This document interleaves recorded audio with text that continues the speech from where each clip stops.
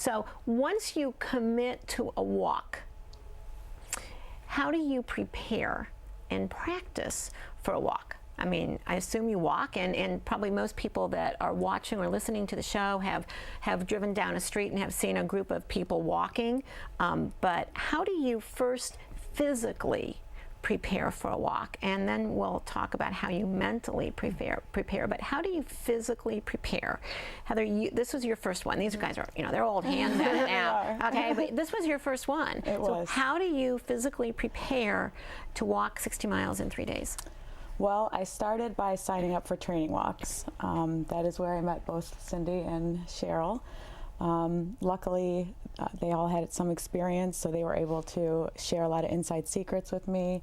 And Such as, start out and it's not just about the distance, but it's about the clothes you're wearing, down to the socks, to the underwear, to the pants. I mean, literally everything that you do during training, you're preparing for that big day. So it was just all about, taking in everything everyone was saying, going to the training walks, and it was a big commitment every Saturday and Sunday, doing back-to-back long walks. And now you have 2 little girls, so what did you explain to them when you went and were gone for hours? How did you explain to 2 little girls what you were doing? Well, I had explained to them, they knew my husband's aunt just recently passed within the last 7 months or so of breast cancer, so they knew what breast cancer was, and I had told them about my grandma before, and so I just told them that it was going to be a walk that would raise money to find a cure for cancer.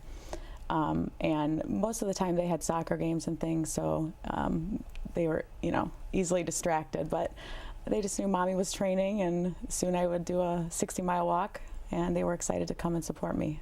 Great. Now, do you prepare differently physically once you've done a walk? Do you prepare differently for your second, third, fourth walk?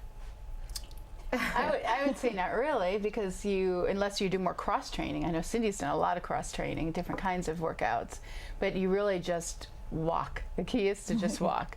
And you would be surprised how many people walk. In Washington, there were 2,600 walkers, and a good amount of them never trained. And they never trained. They may have just lost someone to breast cancer, or just found out somebody has breast cancer and just had to do something.